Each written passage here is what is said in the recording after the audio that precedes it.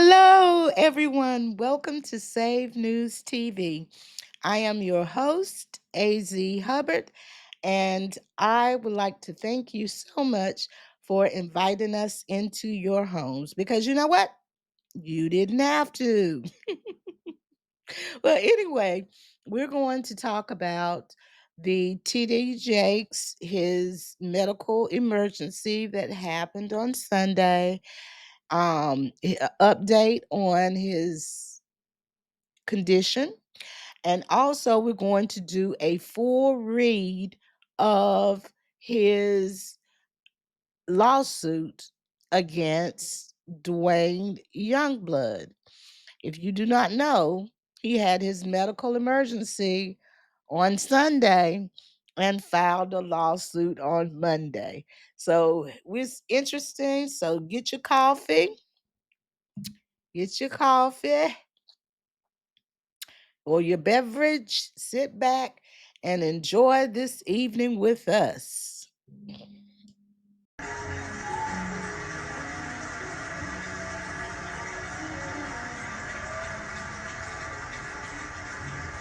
Now, Lord, let the words of my mouth and the meditations of my heart be acceptable in thy sight. O Lord, my strength, my redeemer. Let them go in peace.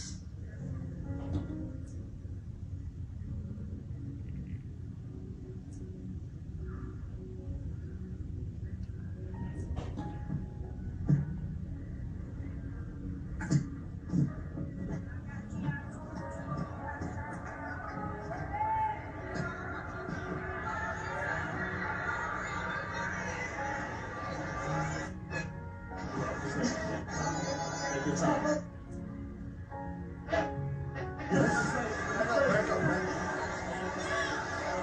Well, after so much praying and people curiosity, the Potter's House released a official statement and said that during today's service, Bishop T.D. Jakes experienced a slight health incident and received immediate medical attention following his powerful hour-long message. Bishop Jakes is stable and under the care of medical professionals. The entire Potter's House family is grateful for the outpouring of love, prayers, and support from the community. Thank you for your understanding and continued prayers.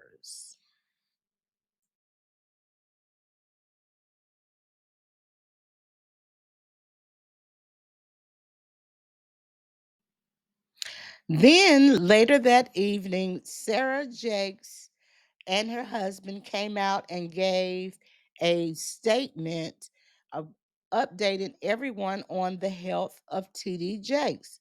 So let's look at this video. It's going with Bishop. We want to thank you, first of all, for your prayers, your support, your concern. It's truly been a blessing. Yeah, we felt those prayers. Obviously, today could have been a tragic day, but it wasn't. By the mercy of God, by the grace of God, Bishop is doing well. He's recovering well. He's under medical care. He's strong. We're trying to get him to sit down. He's the strong bishop that we know. But we really can't thank you enough for your prayers, for your intercession, for all your kind words, and keep it up. People are asking, what can we do? Keep praying. Keep encouraging. It means a lot to our family. Yeah, I'm so grateful that he's already beginning to improve. And I think it's just a reminder, even going into this holiday season week, to love on the people who you hold near and dear, and just take the time to be grateful for all the people God's given you. Thank you. We love you. Appreciate you. As everyone says, a lot can happen in a day. So after the Jakes came out with their statement, people began, even before then, when it happened, there was a lot of people speculating that it was all a ploy, that Jakes really didn't have a medical crisis, that it looked fake, that it looked contrived.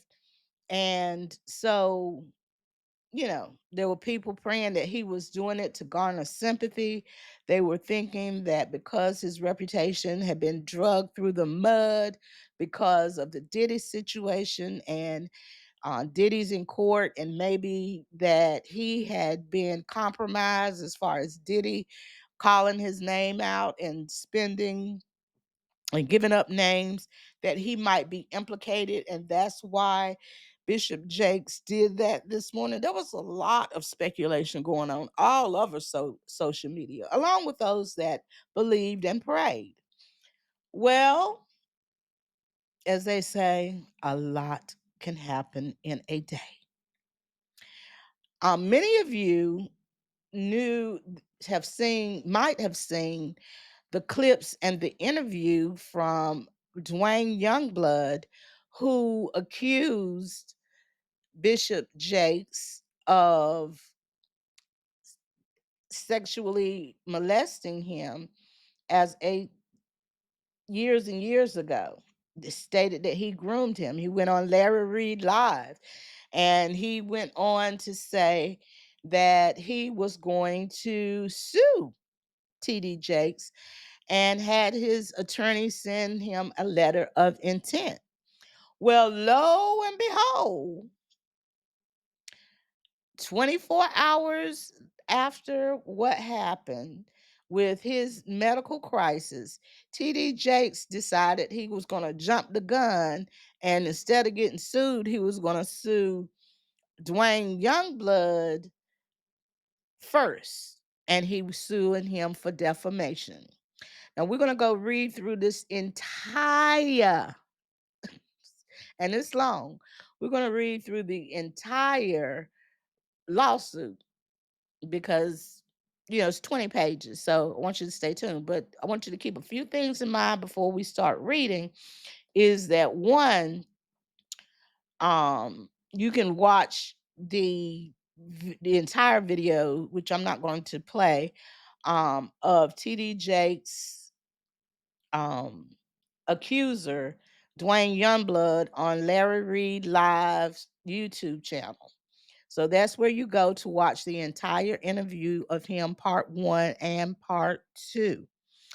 And also know that when whomever is the plaintiff that's suing, these lawsuits are just allegations. They're not factual. So he's innocent until proven guilty.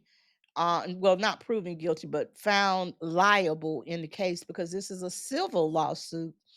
And so Jakes not only sued Youngblood, but he also had 10 does, 1 through 10.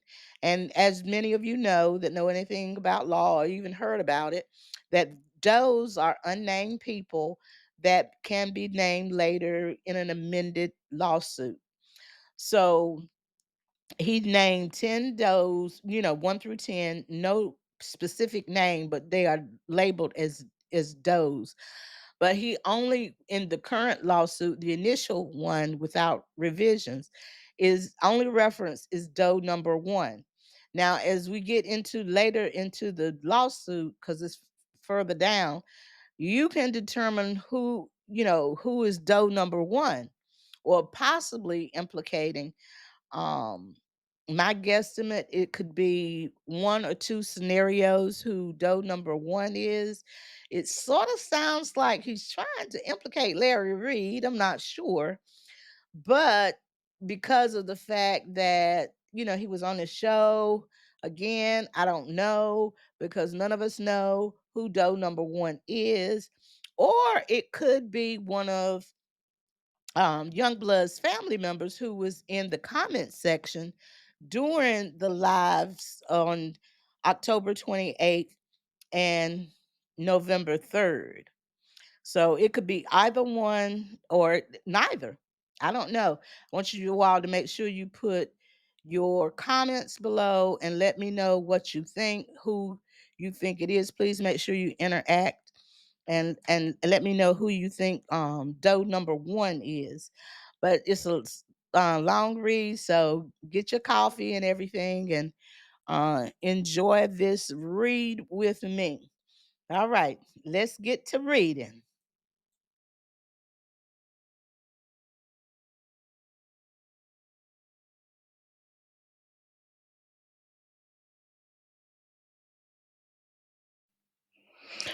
Okay, everybody. So now we're going to read the entire lawsuit.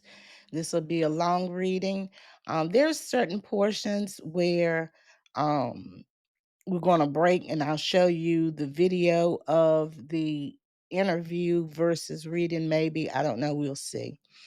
So, anyway, this is the case of Thomas Dexter Jakes versus Youngblood and Does 1 through 10. Plaintiff Bishop Thomas Dexter, in parentheses in quotes, T.D. Jakes, have filed for his complaint against defendant Duane Youngblood, and Does 1 through 10 alleges the following. And if anyone knows anything about law, and I'm sure you've heard about, cases, those are unidentified at the time of the suit possible plaintiffs. So that leaves the door open for him to add other people to the lawsuit. So this is a 20-page lawsuit, and let's get to reading.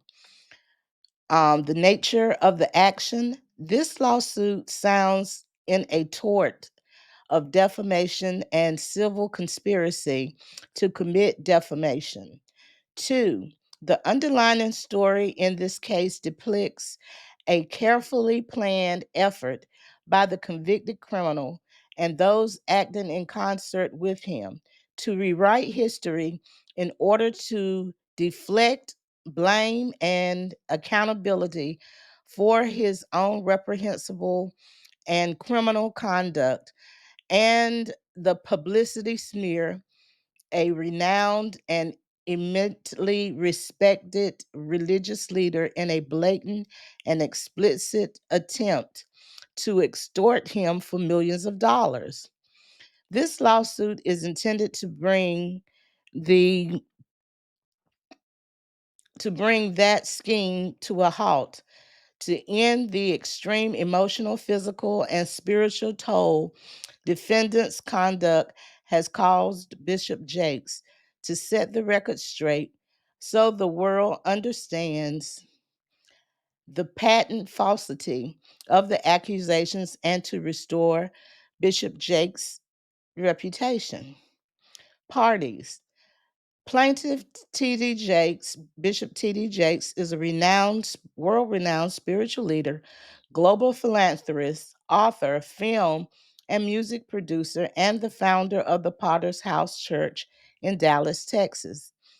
He is a U.S. citizen and resident of Dallas. Five, defendant Duane Youngblood is a registered S offender in the state of Pennsylvania and a two-time convicted felon related to S abuse of children.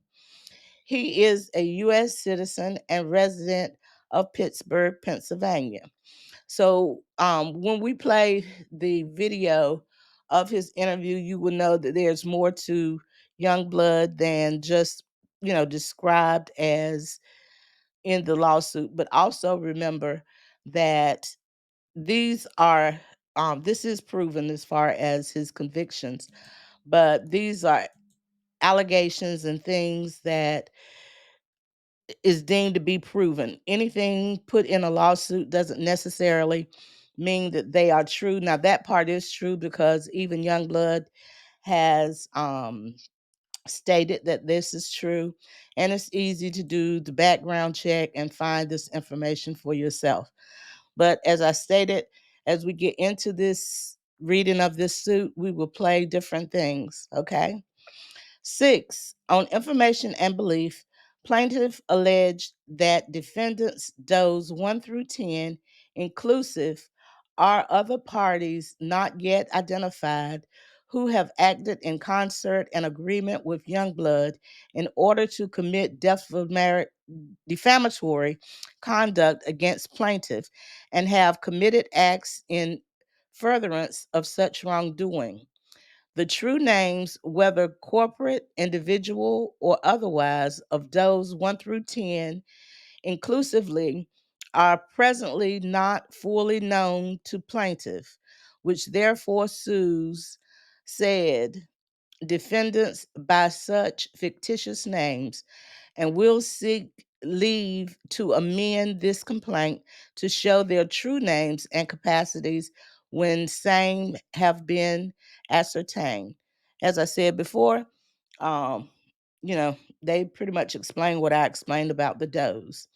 Number 7, on information and belief, plaintiff alleged that at all times relevant hereto, each of the defendants acted in concert and agreement with each other for the objective of intentionally committing defamatory acts against the plaintiff with full knowledge of all the facts and circumstances, including but not limited to full knowledge of the violatory conduct at issue and damages to plaintiff caused thereby.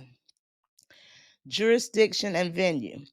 This court has subject matter jurisdiction over the action pursuant to 28 USC 1332 because there is complete diversity of citizenship among the parties and the amount in controversy exceeds $75,000 excluding interest.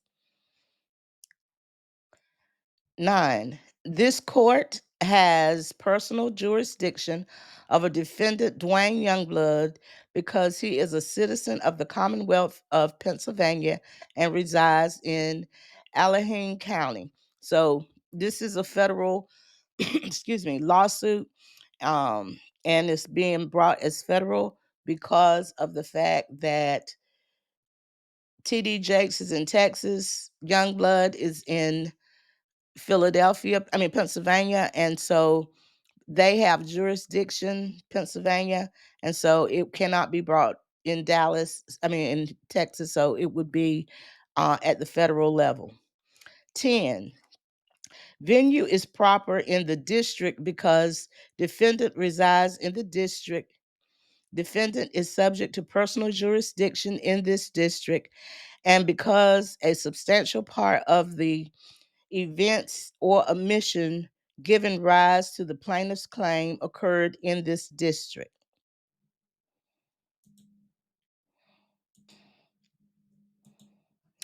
Factual allegations. Bishop T.D. Jakes becomes one of the most prominent and respected pastors in the United States and establishes one of the largest churches in the United States, the Potter's House of Dallas. Bishop Jakes is the visionary, charismatic, and devoted senior pastor of the Potter's House Church in Dallas, Texas, which is a global outreach and congregation exceeds 80,000 persons, a motivational speaker, an entrepreneur, a best-selling author of 30 books, a producer of faith-focused music and films, a Grammy Award winner, a global humanitarian, and of the most prominent and well respected pastors and religious figures in the United States today. In 2009, for example, Bishop Jakes was selected to give a sermon at the St. John's Episcopal Church, dubbed the Church of the Presidents, across Pennsylvania Avenue from the White House on the morning of President Obama's inaugural ceremony. From his humble roots as a pastor of the 10-member storefront church, Greater Emmanuel Temple of Faith in Smithers, West Virginia in early 1980s, to leading the now more than 30,000 members Potter's House Church based in Dallas, Texas, he founded in 1996, Bishop Jakes has devoted his life to guiding others towards spiritual prosperity. He has inspired millions all over the world to live purposeful and spiritual lives, and the innovations he and his organization have developed over the years have helped millions all over the globe. For his countless contributions all over the world, Bishop Jakes has been honored and recognized by some of the most influential global organizations and media outlets.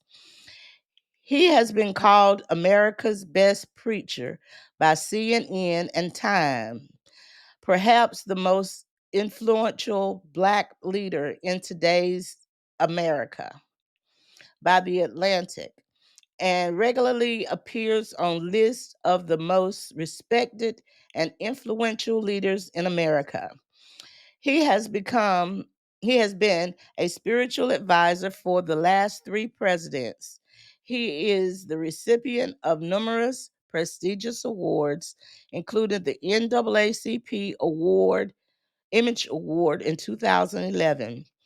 Bishop Jakes has been married to his wife Sarita for over 35 years and is a loving husband, father, and grandfather. Throughout his more than 40 years in the ministry, Bishop Jakes has maintained a stellar reputation for his faith, morals, ethics, and above all, devotion to his family and the local and global communities he has built all over the world.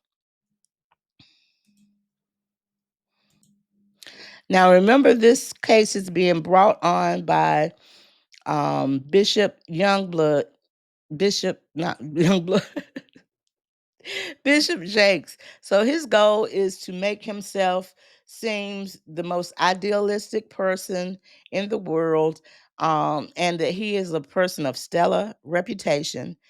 And he did not mention any of the Diddy stuff, but that is what he um, is purportedly doing. Okay.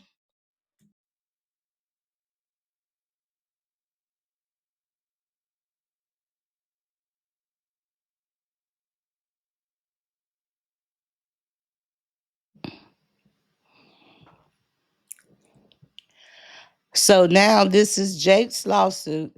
So it's in his best interest to portray Youngblood as a villain. And as you know, Jake's had a medical emergency or medical crisis the day before he filed this lawsuit. So, take with it what you will.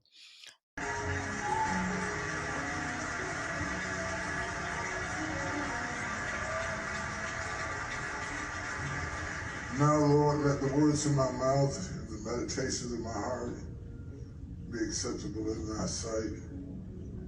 O Lord, my strength, my redeemer. Let them go in peace.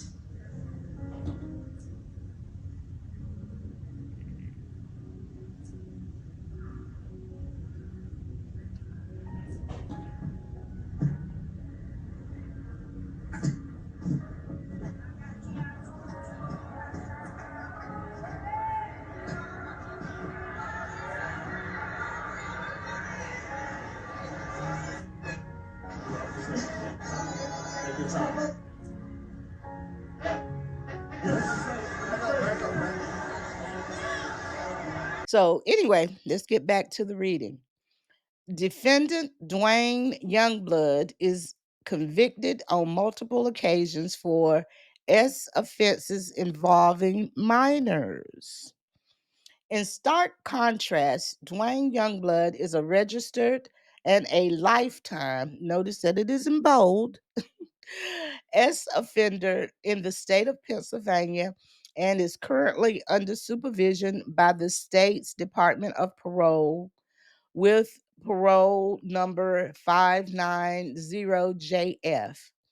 Youngblood has repeatedly and uncontrollably sexually assaulted young children since at least 2002. On all occasions, Youngblood has pled guilty and admitted to his heinous crimes. In 2006, at the time pastor of a church in Homestead, Youngblood was first arrested on the charges of assault and corruption of minors and other charges. In that case, he was accused of sexually assaulting a 15-year-old in 2002 while counseling the boy. The teen sought counseling from Youngblood because his cousin molested had molested him, according to the police affidavit. As part of the plea deal, Youngblood was sentenced to a year of house arrest and 7 years of probation. Part of the plea deal prohibited Youngblood from counseling children. Despite this conviction, Youngblood was unsatisfied. In 2014, Youngblood was charged with inappropriately touching two teen victims. In one instance, on about 25 occasions, while he was counseling the youth between 2009 and 2011.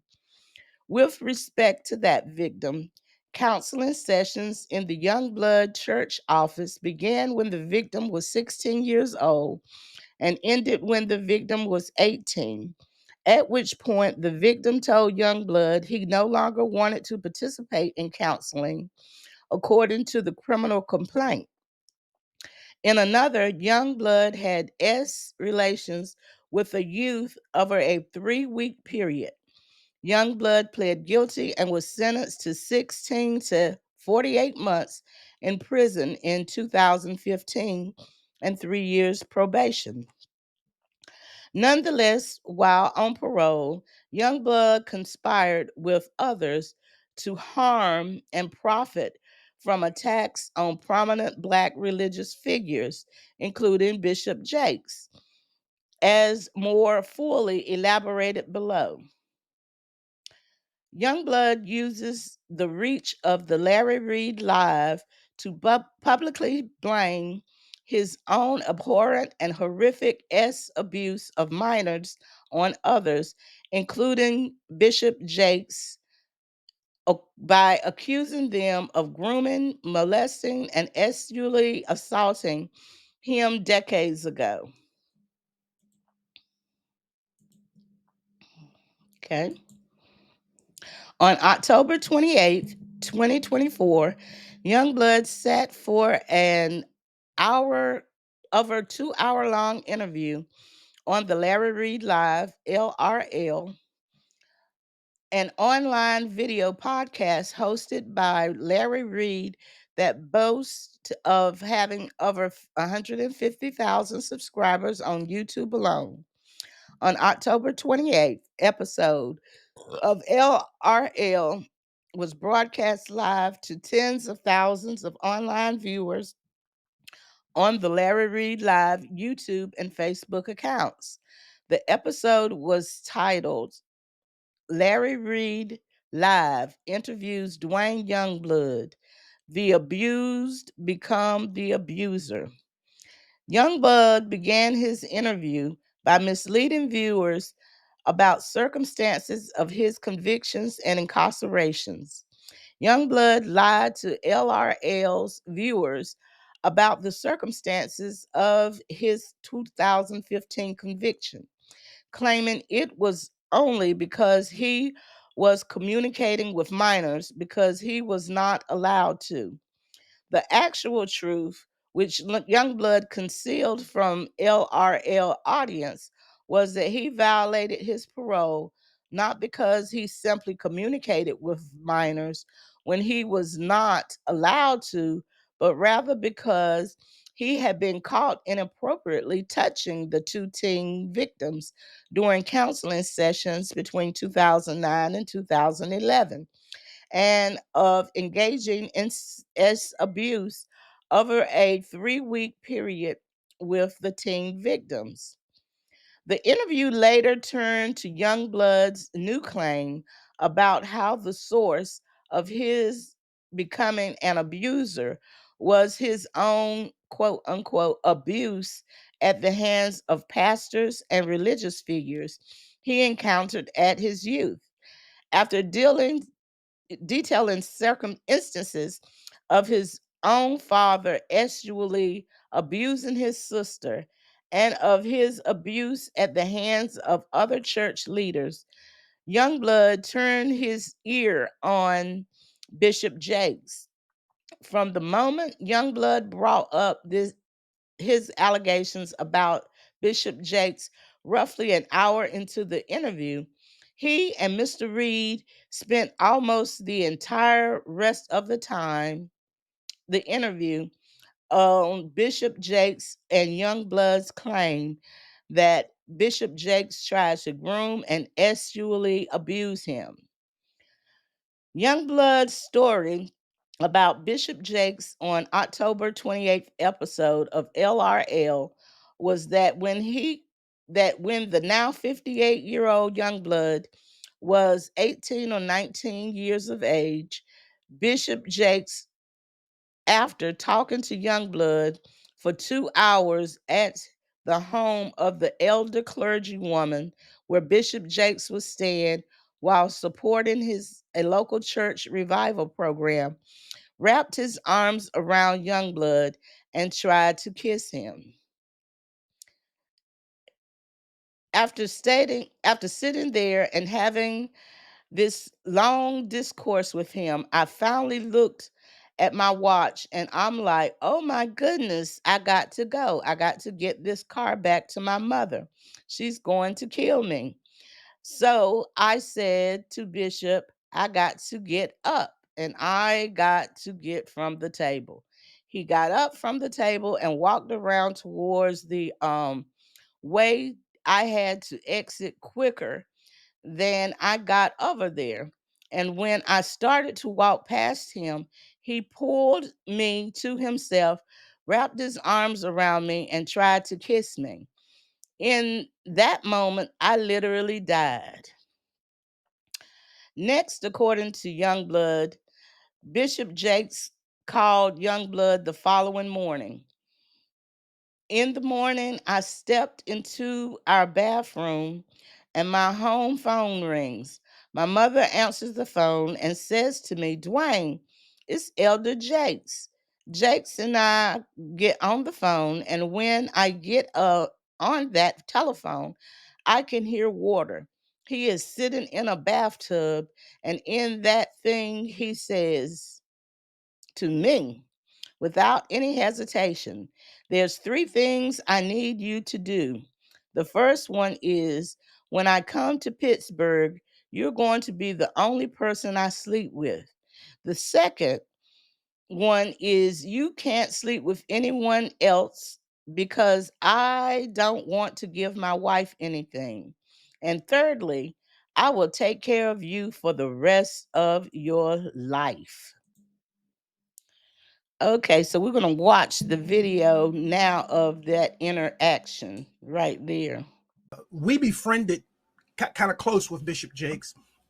And we decided in one of the times he was there, it was going to be his birthday. I was able to convince my mother to let me drive her car as I didn't have a vehicle. I said, well, we're going to take him out to eat. I want to drive your car. And so we did. We took him out to eat. And it was decided after we were done taking him out to eat that I would be the person to take him back to his sleeping place, which at the time there was a lady named Sister Giles. She always wanted to house and take care of him when he came to that church. And so I came in there, drove him to eat, and then took him back to her home. Well, after taking him back to her home, he says, come on in, let's talk. You can't even imagine being 18, 19 years of age. This person is killing it. And they're saying to you, come on in, let's talk. And so I did. I went in. We sat down at a very long dining room table in a room that she had. And for 2 hours, it was unbelievable. Pouring of heart crying, him talking about my father. We talking about these scenarios, and I inwardly just knew I had finally found someone who could get it, someone who understood. I'm sitting at this table, and for the first time talking to any man, I got tears coming down my face because somebody gets me. Somebody understood what I was going through.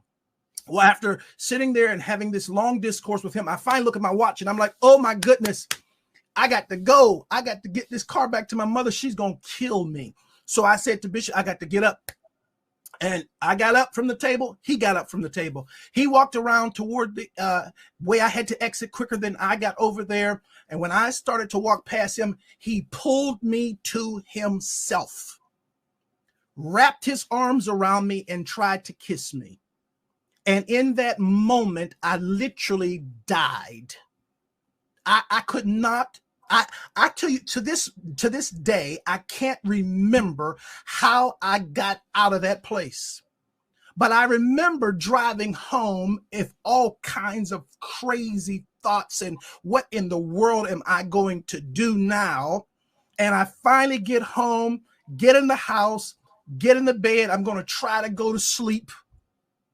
And I get to sleep and get up in the morning. And in the morning, I step into our bathroom and my home phone rings. My mother answers the phone and she says to me, Wayne, it's Elder Jakes. And I get on that phone. And when I get on that telephone, I can hear water. He is sitting in a bathtub.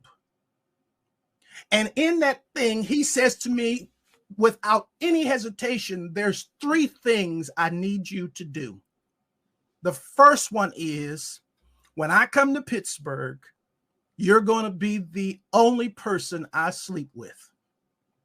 The second one is, you can't sleep with anybody else because I don't want to give my wife anything. And thirdly, I will take care of you the rest of your life. I can't to this day remember how I got off that phone, but I do know I made a decision that I wasn't going to the service that night. And eventually I told my mother, I'm not going to go to the service tonight. She says, no. You know, we got a rule in this house. If we go, you go. I never told her what he had done.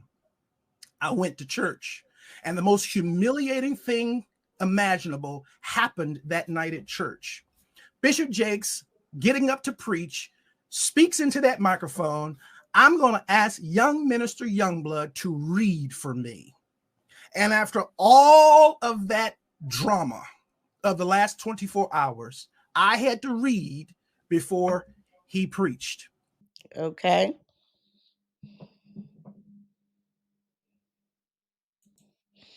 Okay, so now you saw the video. Let's continue with the reading of the document.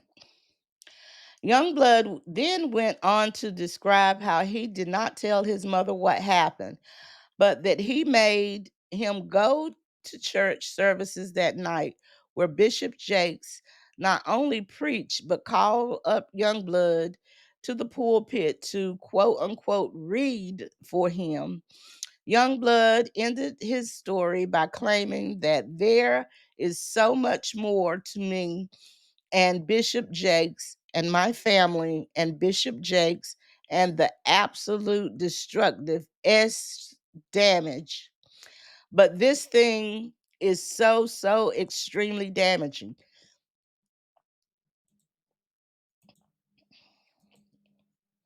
Later on in the October 28th LRL episode, Youngblood described an encounter with Bishop Jakes where years later he had to drive Jakes and his wife to a hotel after the conference. According to Youngblood, he accompanied Bishop and his wife back to the hotel room, and after Mrs. Jakes went to sleep, Youngblood confronted Bishop Jakes and asked him, "Why did you do what you did?" To which Bishop Jakes responded, "My stock was rising, and I would have had with anyone at that time. Less than a week later, on November 3rd, Youngblood returned to LRL for part two.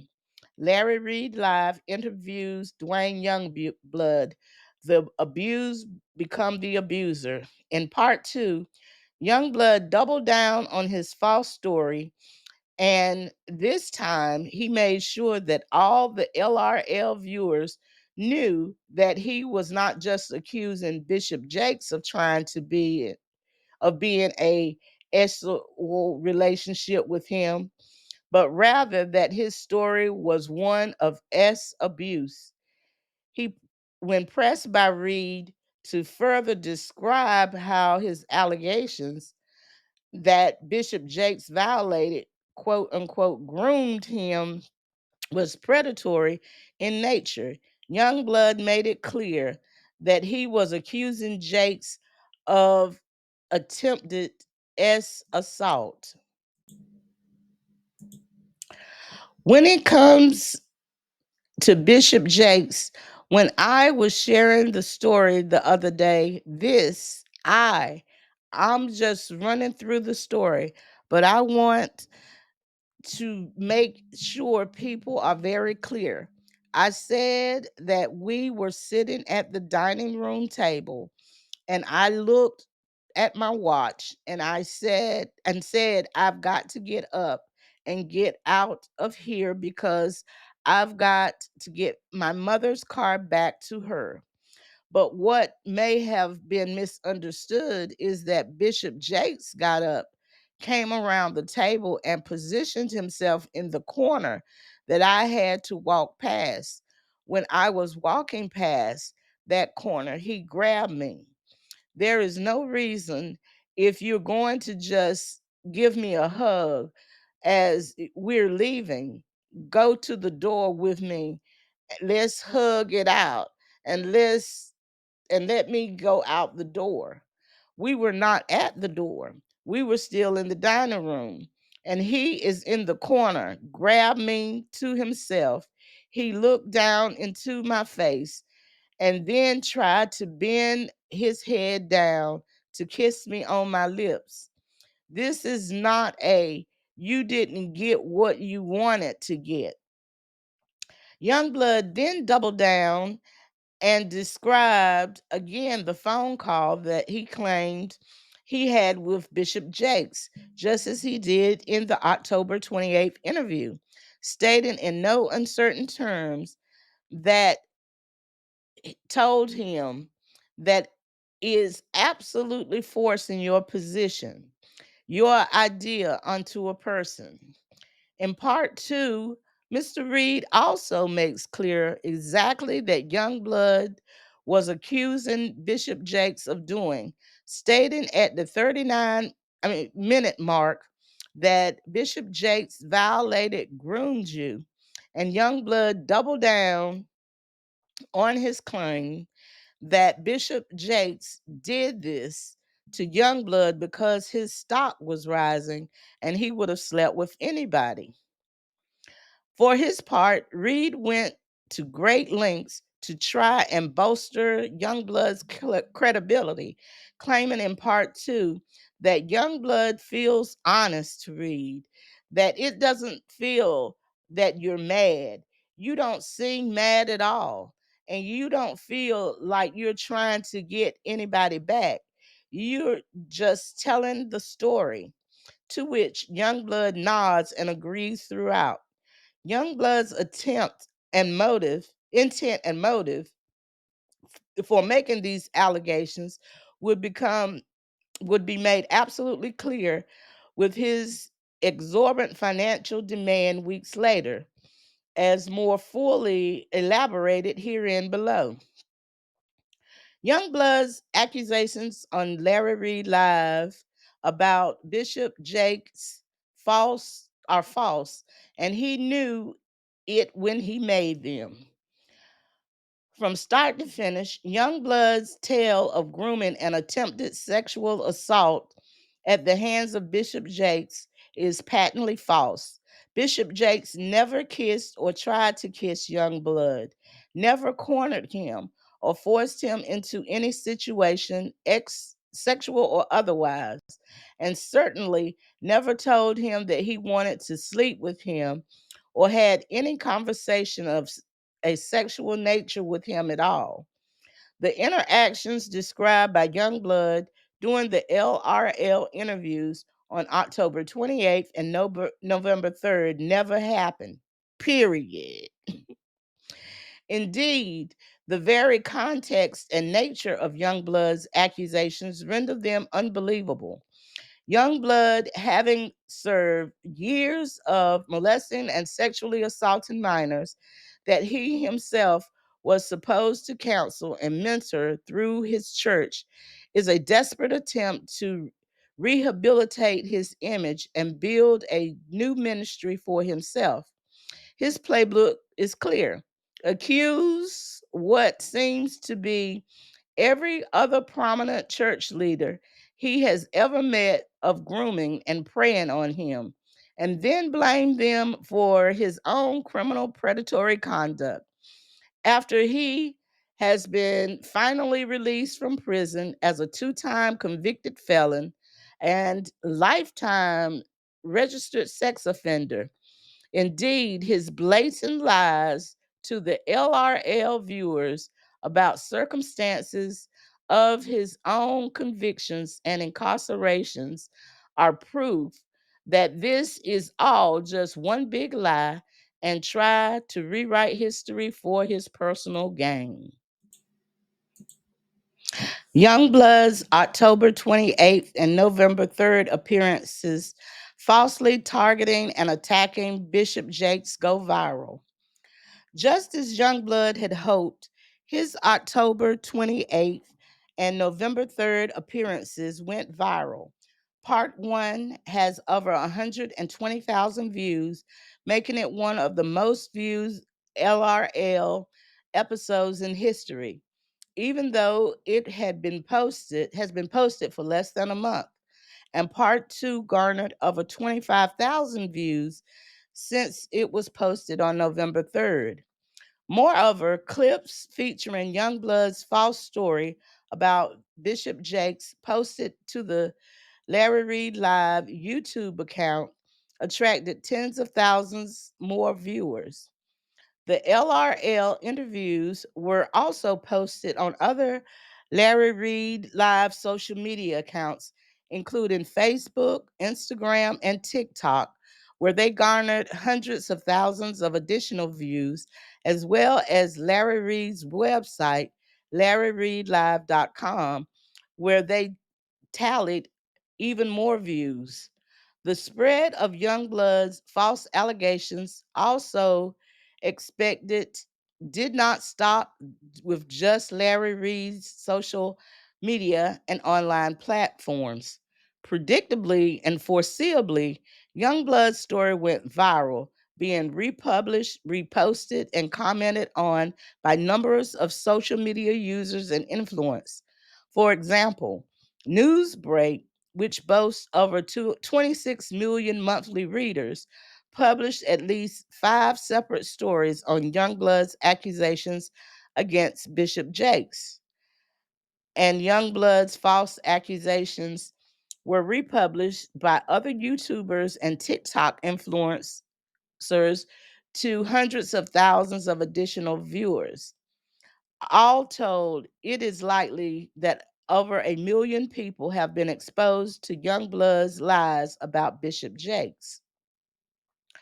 Youngblood retains an attorney with a history of filing frivolous lawsuits against prominent Black celebrities and proceeds to try and extort millions from Bishop Jakes.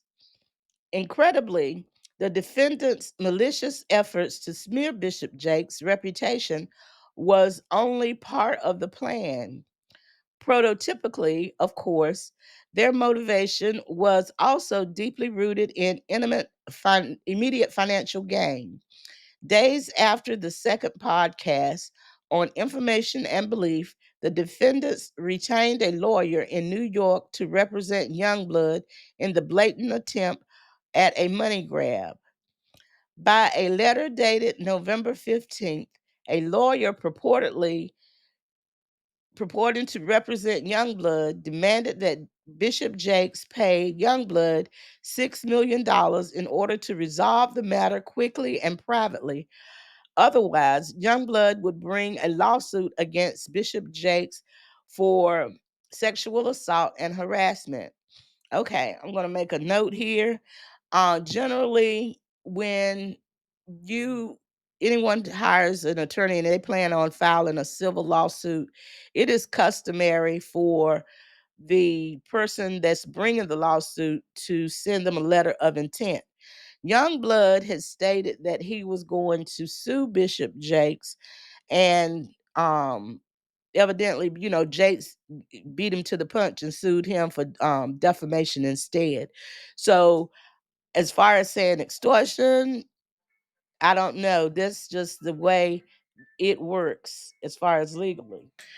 So again, it's completely normal for an attorney to send a letter to the representing attorney. It's a letter of intent. So I don't know whether I would go as far as call it extortion, because Youngblood did state in the interview that he would be seeking legal action against TD Jakes. But anyway, I just wanted to make that note. So let's get back to this. Okay. The motivation of the demand, quote unquote, was clear: pay millions of dollars, otherwise, the podcast strategy and other similar tactics of attempting a publicity harness and shame Bishop Jakes would continue. Fundamentally, federal criminal law punishes blackmail. Anyone who either demands or receives money or any other valuable thing under the threat of informing or as a consideration for not informing against the violation of U.S. law under 18 USC 873 is committing a crime. Further, both the Commonwealth of Pennsylvania 18 PACS 3923 and federal criminal law 18 USC 13 punish attempted extortion, such as the money grab, quote unquote, which is no different than an old fashioned robbery attempt. Woo! Here, the selection of the attorney was part of the scheme because Youngblood needed to obtain counsel who was either familiar with or experienced in tactics of bringing sexual assault claims decades old that have no merit and or have no relief under the law. For example, the same attorney commenced an action in California against the rapper T.I. and his wife Tiny Harris, accusing them of sexually assaulting a woman in 2005. In August 2024, U.S. District Court Judge Sherilyn Peace Garnett dismissed the lawsuit. The rapper stated that these allegations were false and were part of the many salacious allegations put forth in order to extort money from them. The same proverbial playbook is at work here against Bishop Jakes. However, Youngblood miscalculated Bishop Jakes' inclination to fight back. Bishop Jakes brings this action to hold Youngblood accountable for deliberately spreading his manufactured story of sexual abuse. Youngblood spread knowingly false accusations about one of the most respected and prominent religious figures, and he did so for the most morally corrupt reasons: to rehabilitate his image, explain away his own criminal life, and horrific, his own criminal and horrific sexual conduct, and ultimately to profit significantly. The financial harm Youngblood's knowingly false accusations have caused Bishop Jakes are monumental and devastating.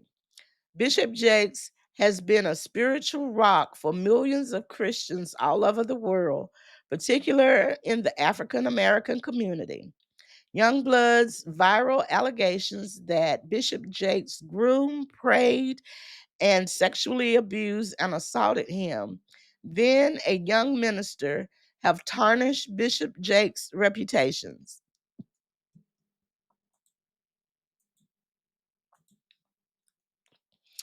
Hundreds of thousands, if not more, have seen and heard Youngblood's accusation.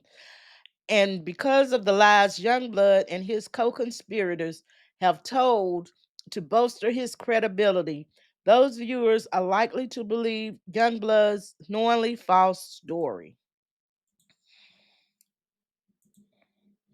In addition to, and even more devastating than the millions of dollars in reputational harm Youngblood has caused, Youngblood's lies put in jeopardy the critical philanthropic missions Bishop Jakes spearhead, and has more likely impaired significantly the benefits that the recipients of such efforts receive.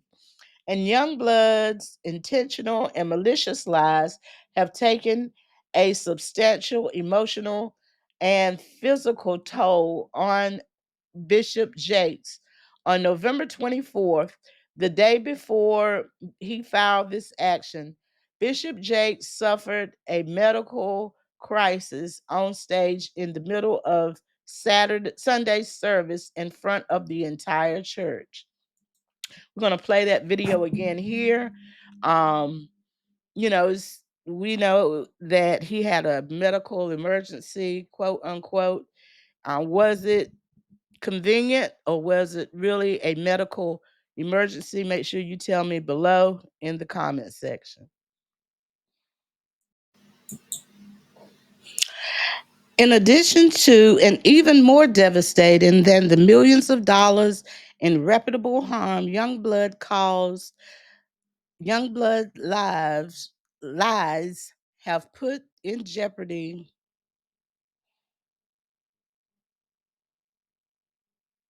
Oops.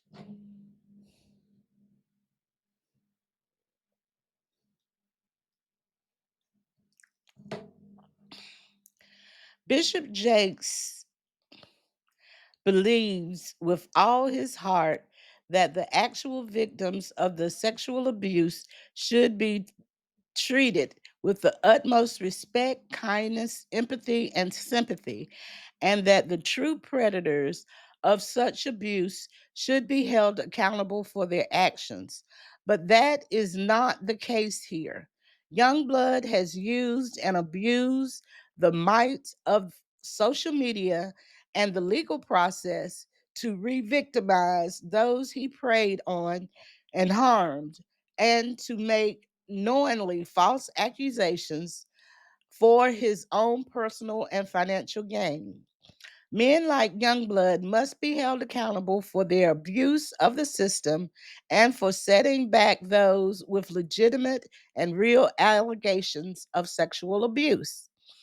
Bishop Jakes brings this lawsuit to hold men like Youngblood accountable for their shameful acts and to set the record straight.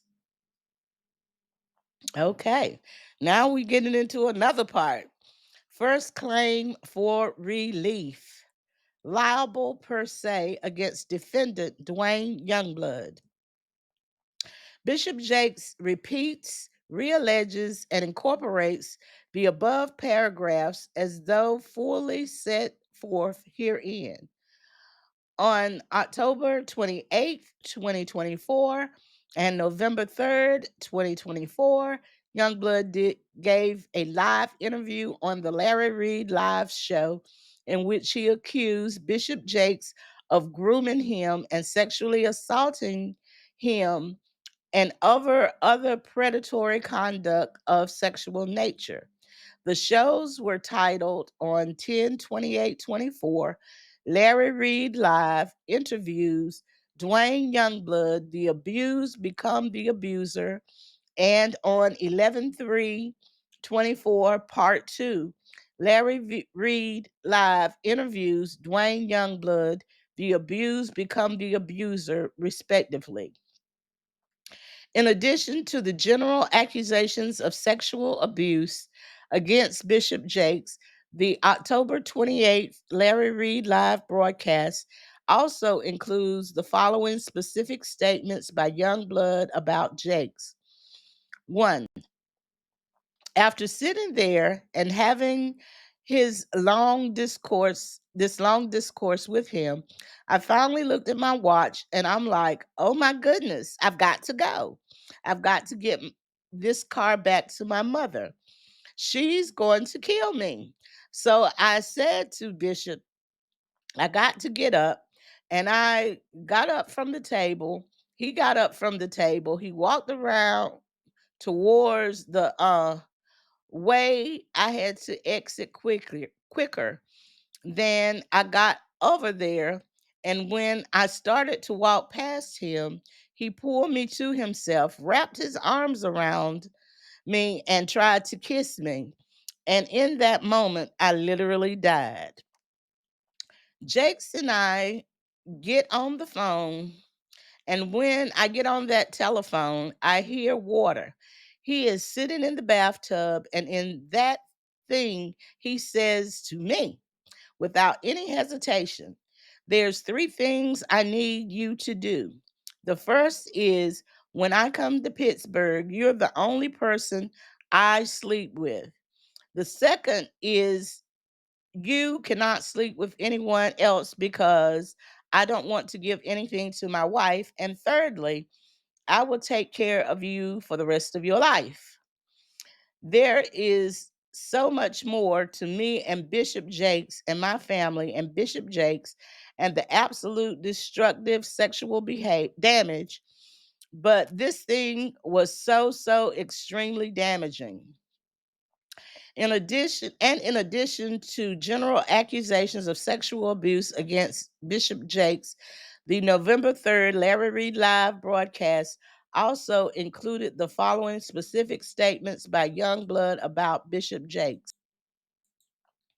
When it comes to Bishop Jakes, when I was sharing the story the other day, I'm just running through the story, but I want to make sure people are very clear. I said that we were sitting at the dining room table, and I looked at my watch and said, I've got to get up and get out of here because I've got to get my mother's car back to her. But what may have been misunderstood is that Bishop Jakes got up, came around the table, and positioned himself in the corner that I had to walk past. When I was walking past that corner, he grabbed me. There is no reason, if you're going to give me a hug as we're leaving, go to the door with me and let's hug it out and let me go out the door. But we were not at the door. We were still in the dining room, and he is in the corner, grabbed me to himself, looked down into my face, and then tried to bend his head down to kiss me on the lips. That is not a you didn't get what you wanted to get. When I got home that next day, what I learned by Bishop Jake's phone call to me was that he thought of me, what he thought of me, because he said, there's three things that I need you to do without hesitation. There's no longer build up or nothing. So it tells me that the conversation that I had with him, his observation of me, made him believe that what he was getting ready to share, I would go with it. That means he had thoughts about my sexuality, my identity, all of those things before he even made the suggestion. And so he suggested to me, one, You're going to be the one person I'm going to have sex with when I come to Pittsburgh. 2, you can't sleep with nobody else because I don't want to give anything to my wife. And 3, I'm going to take care of you for the rest of my life. To me, that is absolutely forcing your position and your idea on a person. Oh, wow. Okay. The full interviews were posted to the Larry Reed Live YouTube and Facebook accounts and to the LarryReedLive.com website. Clips of the interview featuring Youngblood's accusations of grooming, sexual abuse, sexual assault, and other predatory conduct were also posted to the Larry Reed Live YouTube, Facebook, TikTok, and Instagram account. All of these posts went out to a worldwide audience and were viewed hundreds of thousands of times. Youngblood's statements were of and concerning Bishop Jakes.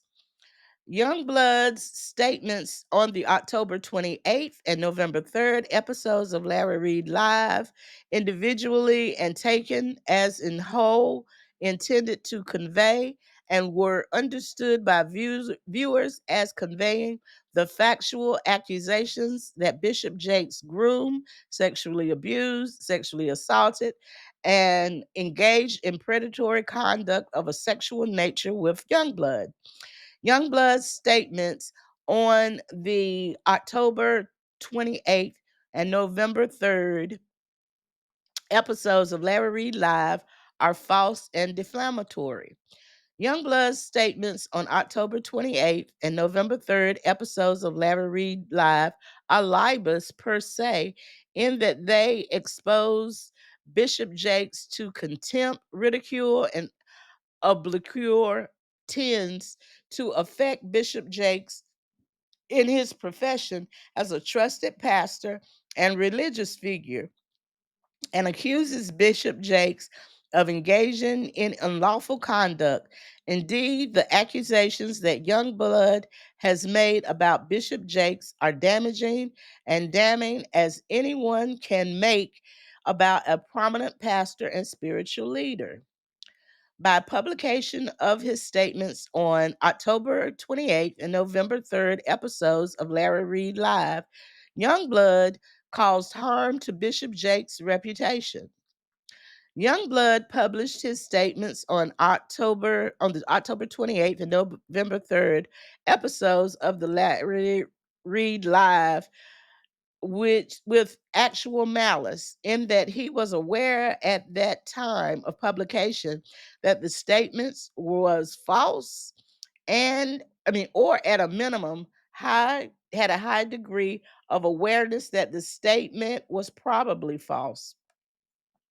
In addition to knowing his statements were false when he made them, because he was firsthand witness to his interactions with Bishop Jakes and knows that he was never groomed, sexually assaulted, sexually abused, or preyed on any way by Bishop Jakes. Youngblood's statements were also made with reckless disregard to the truth. For example, Youngblood had financial and other motives to lie, as evidenced by the demand for millions of dollars from Bishop Jakes and his attempt to rehabilitate his image and recast himself as a sexual abuse victim instead of the predator in order to revive his ministry. Youngblood is a convicted felon and sex offender. Youngblood's claims are inheritable, improbable, in particular, his claims about the follow up conversations with Bishop Jakes. Youngblood's false and defamatory statements about Bishop Jakes were made in furtherance of and to fit within a preconceived storyline Youngblood needed in order to rehabilitate his image as a sex offender and felon and demand or extract millions of dollars from Bishop Jakes. Youngblood was caught red handed lying about the circumstances of his criminal convictions during his October 28th interview with Larry Reed. And in his demand letter, when he changed his story to be that he may have been 17 rather than 18 or 19 at the time of the alleged incident. And Youngblood conspired and coordinated with others to levy these false attacks against Bishop Jakes. Youngblood had no applicable privilege or legal authorization to make these false and defamatory statements, as if he did, he abused it. As a direct and proximate result of the publication of his false and defamatory statements on October 28th and November 3rd episodes of Larry Reed Live, Bishop Jakes have suffered substantial injury to his reputation. Youngblood's defamatory statements were with accompa- ac- accompanied with malice, wantonness, and conscious desire to cause injury. Youngblood purposely made the defamatory statements heedlessly and with reckless and willful indifference to Bishop Jakes' rights. Bishop Jakes is therefore entitled to actual, presumed, punitive, and other economic damages in the amount to be specified determined at trial. Okay, the second claim of relief: civil conspiracy against all defendants. Bishop Jakes repeats, realleges, and incorporates the above paragraphs as though fully set forth herein. On information and belief, Youngblood and those acting in concert with him, i.e., the co conspirators, worked together to publish and broadcast the false claims that Bishop Jakes groomed him and sexually assaulted Youngblood on the podcast, reaching over 100,000 persons, knowing that making such false claims on a podcast that reach such a broad audience of listeners would harm Bishop Jakes. To wit, co conspirator number one falsely claimed in sum and substance during the podcast that Bishop Jakes had engaged in settlement discussions with Youngblood regarding his claim. Oh, wait a minute. Are they saying that co conspirator number one is Larry Reed? Hmm. I don't know if you know of anybody else that could be this sort of reading like they're trying to blame Larry Reed and put him as co-conspirator number one. Well, I don't know if that's the case, but we would definitely find out if this lawsuit goes forward, because then they would, as they have does 1 through 10, we will find out who doe number one is. So yeah, that's interesting. That's an interesting paragraph. Okay. But also during that live, his relatives were in the chat. I watched the live, so co-conspirator number one might be one of his relatives. I don't know. But sound like they're trying to implicate Larry Reed. But okay, let's go on. On information and belief, this statement by co conspirator number one was done intentionally in order to give credence and a patina of credibility to Youngblood's false statements, even though co conspirator number one was aware that efforts by Bishop Jakes to pay Youngblood to avoid making such statements are knowingly false. Okay. It's sounding like co-conspirator number one might be Larry Reed that they're implying. I could be wrong, but because earlier in the pleading that they said that um Larry Reed said that he um was believing him because he was only telling his story and there was no malice or anything in it. So I don't know, but if you have a suspicion of who co-conspirator number one might be, please put it down in the chat. So let's finish up this. The first podcast occurred on October 28th, 2024, while Youngblood and his co-conspirators made false statements to harm Bishop Jakes in that broadcast. On information and belief, the defendant aimed to maximize their efforts by launching a second broadcast on November 3rd, meant to sharpen and clarify the false statements for maximum impact. For example, Youngblood, in sum and substance, attempted to more clearly target his false claims of sexual abuse against Bishop Jakes by stating in sum and substance that Bishop Jakes restrained him and forcibly kissed him, as opposed to the first podcast interview where Youngblood alleges that they embraced at the end of hours-long, wide-ranging conversations about faith and life and parents. Due to Youngblood and his co-conspirators' defamatory acts, Bishop Jakes has suffered general and specific damages in the amount to be established at trial. So chances are they're looking for a trial by jury. But anyway, let's go on. On information and belief, Youngblood alleges that defendants and each of them have committed defamatory acts and/or acts of furtherance of against Bishop Jakes as alleged above, which were willful, intentional, and malicious, which subjects defendants and each of them to liability. Woo. Prayer for relief. Therefore, plaintiff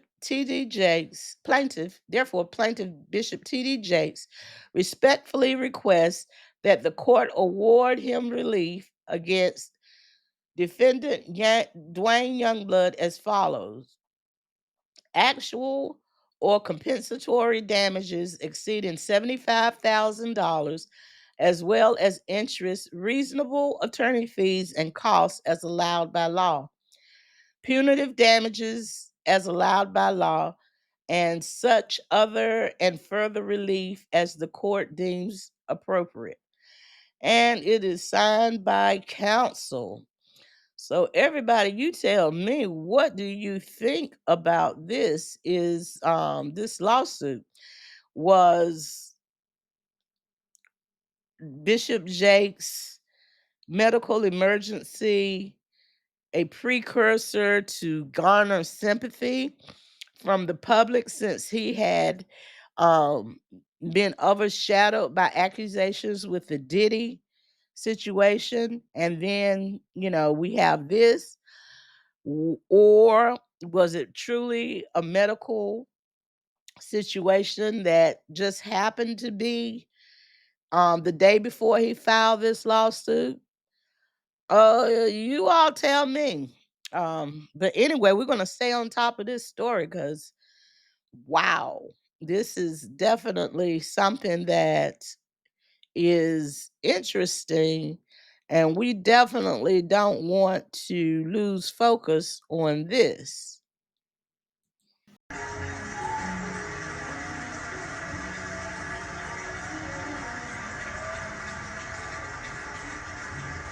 Now, Lord, let the words of my mouth and the meditations of my heart be acceptable in thy sight. O Lord, my strength, my redeemer. Let them go in peace.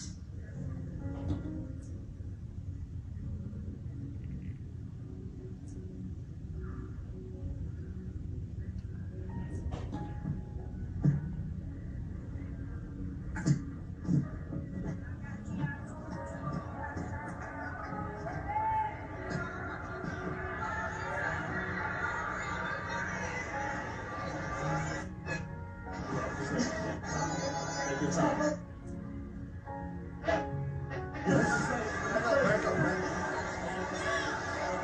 going with Bishop. We want to thank you, first of all, for your prayers, your support, your concern. It's truly been a blessing. Yeah, we felt those prayers. Obviously, today could have been a tragic day, but it wasn't. By the mercy of God, by the grace of God, Bishop is doing well. He's recovering well. He's under medical care.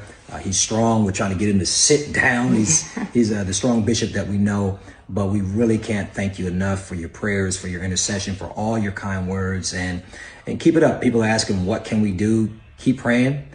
Keep encouraging. It means a lot to our family. Yeah, I'm so grateful that he's already beginning to improve. And I think it's just a reminder, even going into this holiday season week, to love on the people who you hold near and dear, and just take the time to be grateful for all the people God's given you. Thank you. We love you. Appreciate you. We befriended kind of close with Bishop Jakes. And we decided in one of the times he was there, it was going to be his birthday. I was able to convince my mother to let me drive her car, as I didn't have a vehicle. I said, well, we're going to take him out to eat. I want to drive your car. And so we did. We took him out to eat. And it was decided after we were done taking him out to eat that I would be the person to take him back to his sleeping place, which at the time there was a lady named Sister Giles. She always wanted to house and take care of him when he came to that church. And so I came in there, drove him to eat, and then took him back to her home. Well, after taking him back to her home, he says, come on in, let's talk. You can't even imagine being 18, 19 years of age. This person is killing it. And they're saying to you, come on in, let's talk. And so I did. I went in. We sat down at a very long dining room table in a room that she had. And for 2 hours, it was unbelievable. Pouring of heart, crying, him talking about my father. We talking about these scenarios. And I inwardly just knew I had finally found someone who could get it. Someone who understood. I'm sitting at this table, and for the first time talking to any man, I got tears coming down my face because somebody gets me. Somebody understood what I was going through. Well, after sitting there and having this long discourse with him, I finally look at my watch and I'm like, oh my goodness, I got to go. I got to get this car back to my mother. She's going to kill me.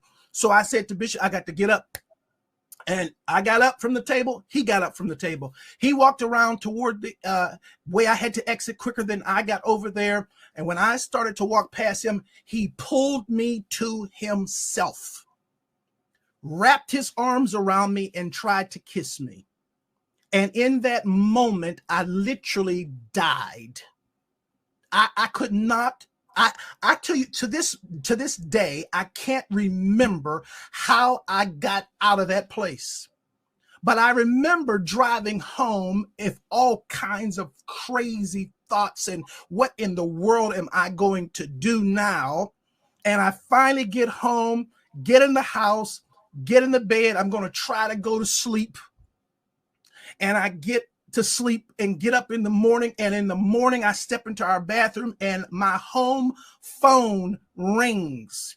My mother answers the phone and she says to me, Wayne, it's Elder Jakes. And I get on that phone. And when I get on that telephone, I can hear water. He is sitting in a bathtub. And in that thing, he says to me, without any hesitation, there's 3 things I need you to do. The first one is, when I come to Pittsburgh, you're going to be the only person I sleep with. The second one is, you can't sleep with anybody else because I don't want to give my wife anything. And thirdly, I will take care of you the rest of your life. I can't to this day remember how I got off that phone, but I do know I made a decision that I wasn't going to the service that night. And eventually I told my mother, I'm not going to go to the service tonight. She says, no. You know, we got a rule in this house. If we go, you go. I never told her what he had done. I went to church. And the most humiliating thing imaginable happened that night at church. Bishop Jakes, getting up to preach, speaks into that microphone. I'm going to ask young minister Youngblood to read for me. And after all of that drama of the last 24 hours, I had to read before he preached.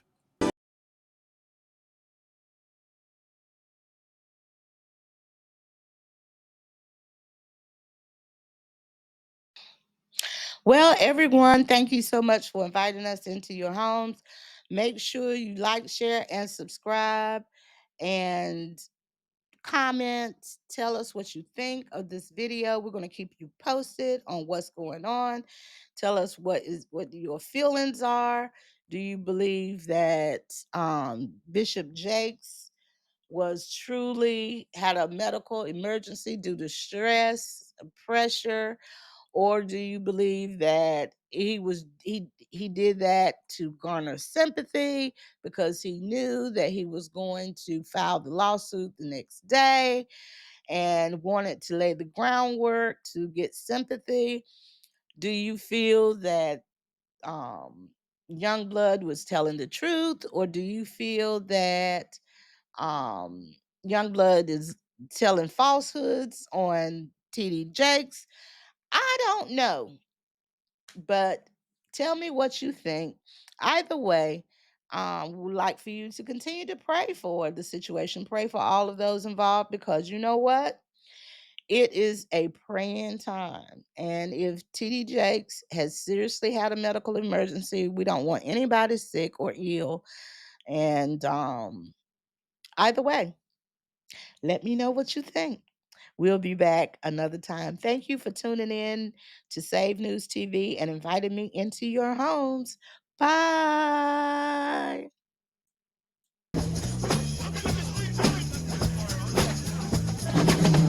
I'm writing lines to lift his name, no need for fame. My spirit fed, his word is spread, saves the aim. Pen to paper, truths I scribe, a soulful vibe. To glorify the Most High, let's amplify. I am spreading the faith I hold so dear. For every tear he's ever near.